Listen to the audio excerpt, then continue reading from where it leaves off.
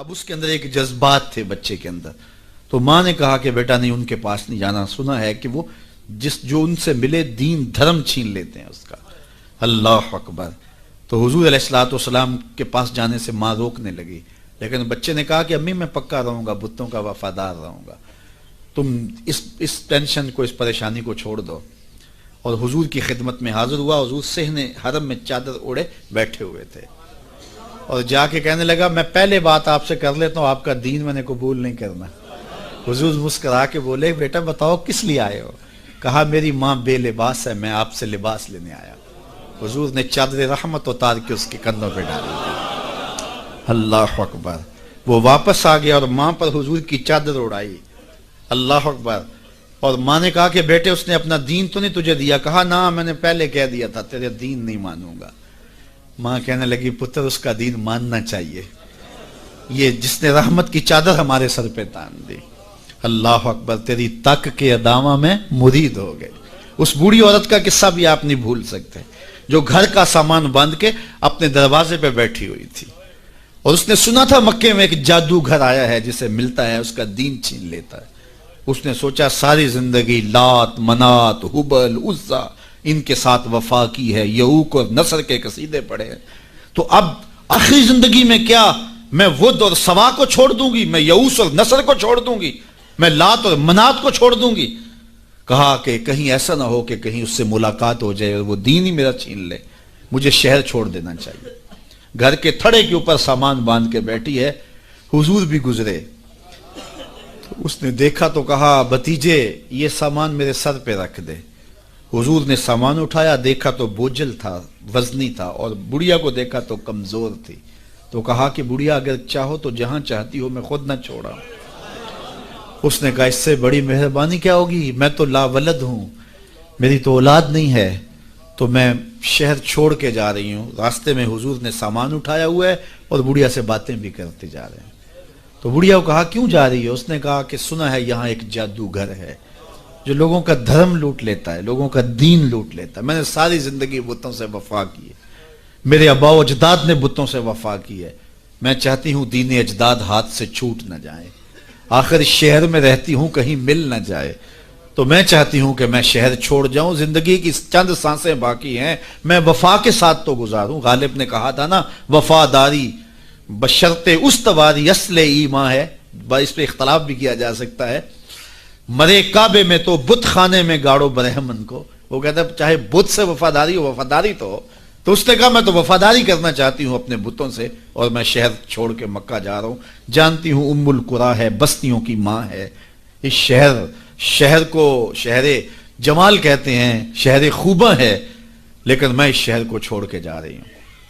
خیر حضور نے کچھ نہیں کہا، اس کا سامان نہیں پھینک دیا کہ ٹھیک ہے تم پھر جاؤ، سامان اس کا اٹھایا اور جہاں تک اس نے جانا تھا سامان پہنچایا، سامان سپرد کر کے واپس پلٹنے لگے، تو اس نے کہا بچے اپنا نام تو بتا دے، لوگ کہیں گے کہ مکہ چھوڑ آئی ہو تو بتاؤں گی ایک جادوگر کے دکھ سے چھوڑ آئی ہوں، تو وہ کتنا برا بھلا کہیں گے شہر مکہ کو کہ جس مکہ سے لوگ نقل مکانی کرنے پہ مجبور ہو گئے ہیں، تو میں انہیں یہ بھی بتاؤں گی کہ جس مکے میں جادوگر رہتا ہے اتنا اچھا نوجوان بھی رہتا ہے، تو تیرا نام لیا کروں گی، تیرے قصیدے پڑھا کروں گے۔ تو حضور علیہ السلام مسکرا پڑے، کہا بڑھیا جس جادوگر سے بھاگ کے آئی ہے وہ تیرے سامنے کھڑا ہے۔ اس نے کہا سچ سے آپ ہی محمد ہیں؟ حضور نے فرمایا نام میرا یہی ہے۔ تو اس نے کہا پھر آپ کا جادو میرے پہ چل گیا ہے۔ اللہ اکبر۔ تیری تک کے ادامہ میں مرید ہو گئی، لوگوں کی خدمت کریں، بوڑھوں کے کام آئیں، دکھیوں کے کام آئیں، مصیبت زدہ کے کام آئیں۔ حضور یتیم ہو کے یتیم پرور تھے، لاچاروں کی مدد کرتے، لوگوں کے گھروں میں پانی بھر کے دے دیتے، اور دکھیوں کے کام آ جاتے اور مصیبت زدوں کے کام آ جاتے۔ تو حضور سے پیار کرنے والوں، امت میں آپس میں حسد نہ پھیلاؤ، بغض نہ کرو، نفرتوں کے پہاڑ کھڑے نہ کرو، ایک دوسرے سے پیار کرو، جڑو، امت وحدہ بنے، اور اپنے ماحول کو، اپنی معاشرت کو ایک خوبصورت معاشرت کا رنگ دو، اور اپنی زندگی کو حضور کے نام کر دو۔ حضور کی محبت تو انسانوں کو جوڑتی ہے، حضور علیہ الصلوۃ والسلام کی محبت تو انسانوں کو یکجا کرتی ہے۔ جس طرح ایک باپ کے بیٹے ہوتے ہیں اور آپس میں پیار کرتے ہیں، اور ان کی سانج باپ ہوتا ہے، ساری امت کی سانج آمنہ کے لال ہیں۔ تو حضور کی وجہ سے ہم جڑے ہوئے ہیں، حضور کے نام پہ ہم اکٹھے ہوئے ہیں، تو اپنی زندگیوں کے اندر عملی تبدیلی پیدا کریں۔ آقا کریم کی اسوہ نور کو دیکھیں، کتنا میٹھا اسوہ تھا میرے حضور کا، کتنی میٹھی زندگی گزار کے گئے ہیں، کتنا پیارا دور حضور نے گزارا ہے، اور وہ ہمارے لیے مکمل اکمل اور خوبصورت نمونہ ہے حضور کی حیات طیبہ۔ اللہ ہمیں حضور علیہ السلام کی حیات کا نور نصیب کرے، اور زندگی کے جو ایام ہمیں بچے، ہمیں میسر آئے ہیں، ان ایام میں یاد خدا میں ہماری زندگی گزرے۔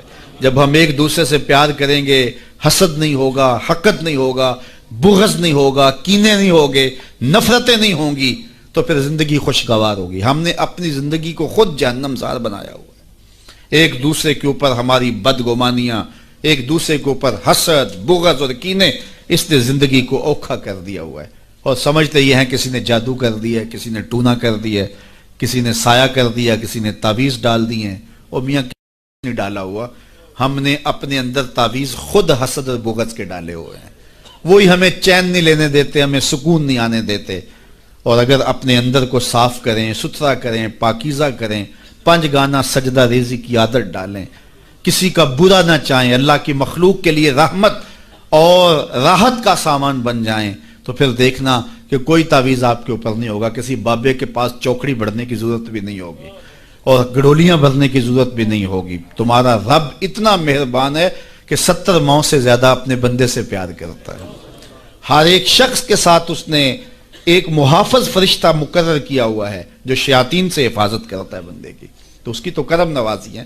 زندگی کو اوکھا ہم نے خود اپنے لیے بنایا ہوا ہے، تو زندگی کو سوکھا بنائیں، زندگی کو آسان بنائیں، زندگی کو راحت کدہ بنائیں، جہنم کدہ نہ بنائیں۔